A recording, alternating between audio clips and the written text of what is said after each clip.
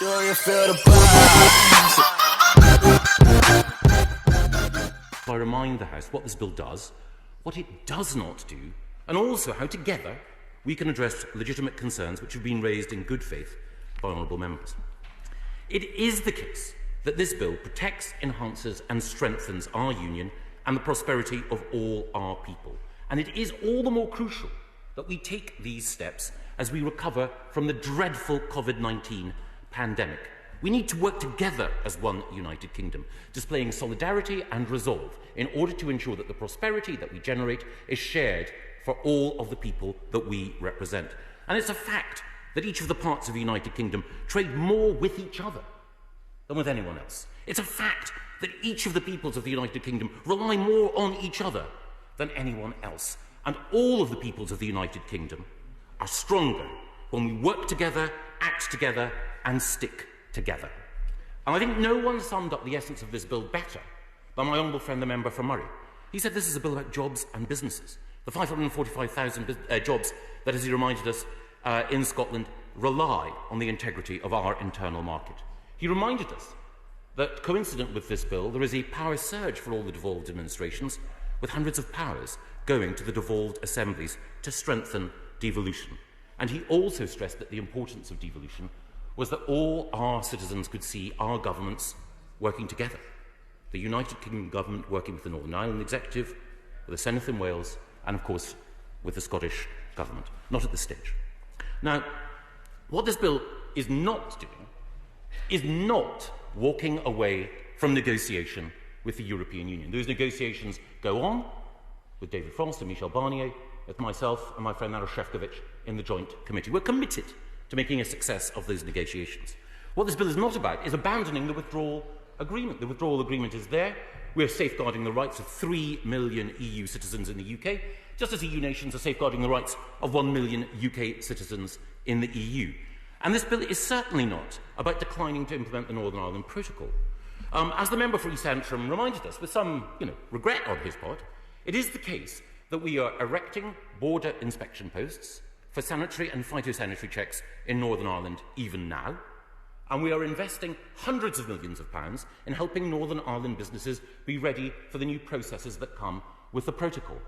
If we were not serious about implementing the protocol, then we would not be incurring the inevitable resistance from some as we see those border inspection posts erected, as we see traders prepared for the implementation of the protocol. The idea that we're abandoning it is simply for the birds. And also what this bill is not a threat to devolution. And here I must turn to my old friend, the member for Roscoe and Loch Harbour. He gave the longest speech in this debate, and his speech, like all of his speeches, was true to the John Lewis guarantee. No argument was knowingly undersold. But in his gusto to make his arguments and the lyricism with which he made his case, I fear he obscured one or two details. He talked about the threat to water in Scotland. But if you look at the bill and the schedule, it's clear that water is excluded from the provisions of the bill. He talked about the threat to the NHS, a UK institution. If you look at the schedule to the bill, you'll see that healthcare services are excluded. I'm perfectly happy to spend more time with the Right Honourable Gentleman because it's always a pleasure to take him through this bill, to calm him and to point out the ways in which it strengthens the union but also respects devolution. And devolution is what indeed it does respect. Now, because the other thing about the Right Honourable Gentleman is that sometimes in his speeches he employs the Humpty Dumpty principle. A word means what he wants it to mean, whatever else the rest of us understand by it. So he talks about defending devolution. Well, what is devolution? Devolution is two governments working together, the Scottish Government and the UK Government, the Welsh Government and the UK Government. He says he wants to protect devolution, and how does he want to do that? By going for independence, smashing the devolution settlement, separating this family of nations, and undermining the prosperity of the people whom he and I love in Scotland. Now, even though he spoke at length, and lyrically, when he was challenged, he couldn't give one single example of any power that the Scottish Government and the Scottish Parliament currently have which is not being retained. Indeed, powers are increasing. Now, I want to turn briefly to the speech given by the Shadow Business Secretary. It was an excellent speech, I think we can all agree. He raised a number of legitimate concerns and fair questions, which I hope to address. He talked about the importance of common frameworks, and we agree on the importance of common frameworks. That's why progress has been made on them, and indeed one of those common frameworks specifically covers food standards and provides reassurance that the fears that he and others have about a race to the bottom will not be realised. But it's also the case, as is acknowledged widely, and as his speech did acknowledge as well, that common frameworks are important, but they're not enough. Progress on common frameworks is a good thing, but we also need legislation to underpin the internal market overall. I should say in passing, I also noted the Right Honourable Gentleman's passionate commitment in his speech to getting Brexit done. I'm very pleased to welcome him to the ranks of born-again Brexiteers. But one thing that he will know, and indeed the point was repeated by the chairman of the Future Relationship for the European Union Select Committee, is that the EU has not always been the constructive partner that all of us might have hoped. In excellent speeches, the members for South Thanet, Basingstoke and Bassetlaw pointed out that the EU hasn't always done what we might have hoped that it would do. The EU is bound by a system of what are called autonomous processes to ensure that we have equivalence on data, equivalence on financial services, and that we're listed as a third country for the export of food and other products of animal origin. There's been no progress on any of these. We were told that we would get a Canada deal. That's not on the table. It has been the case, as the Prime Minister has reminded us, that the threat of third country listing could mean an embargo on the transport of goods from Great Britain to Northern Ireland. It's also been the case that the EU have insisted on an interpretation of an end to the common fisheries policy, which would mean that they could carry on fishing in our waters just as before, even though we had pledged to take back control. Now, I'm not a diplomat, but if I can try to put it in diplomatic language, some people might think that the EU hadn't been negotiating absolutely 100% in line with what all of us might have hoped. And given that, it is important that we redouble our efforts to seek agreement, but we're also prepared for any eventuality. And I think it's important, it's not just me who acknowledges that the EU might not have been doing everything that it should in order to secure agreement.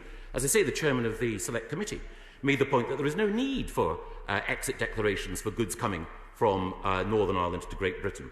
He made the point that it's a shame that we haven't got third country listing, and I agree with him, and I agree with the Honourable Lady that the EU must up its game. But, if I may, it's also critical that we recognise what this bill seeks to do in order to ensure that we can get an appropriate resolution. And here I want to turn to the remarks from the member for Bromley and Chislehurst, an old friend of mine, and I think he's onto something. Because he made the point that we need to show that we're operating in a constructive spirit, and I agree. That is why we want to secure agreement through the joint committee. It's why we met last week. It's why Maros Šefčovič and I have been working, setting aside our differences, in order to achieve agreement. It is also why, if we do have problems, our first recourse will be to the arbitral panel. It's also the case that we recognise, as he pointed out, that if we can't secure agreement, under Section 16, there are steps that we can take in extremis as a safety net in order to ensure that our interests are protected. And it is the case in international law that we can take those steps, if required, in order to achieve the goals that we wish. And I'm happy to give way to the Honourable Gentleman. My right honourable friend is making some very clear points. Will he be absolutely clear that any breach of the withdrawal agreement will only come at the very end of a long process, at which point the only resolution to keeping food flowing between GB and NI is this bill? Well, my right honourable friend, the chairman of the Foreign Affairs Select Committee, makes a very important point. It is the case that patient negotiation is the way forward. This time last year, no, I entirely agree with them. This time last year, we and the European Union were at loggerheads. There were obstacles and roadblocks, but we negotiated with rigour, with determination, and not without some bumps in the road, in order to achieve progress. Now, if we apply the same determination then as we did then I believe that we can make progress in these negotiations. But just as last year, we were ready to support our Prime Minister in showing steely resolve to get the best possible deal, to make sure that our negotiators had everything that they needed, so now we must back our Prime Minister, back our negotiators, recognise that this safety net is a critical part of making sure that we can achieve everything that we wish, and support this bill this evening.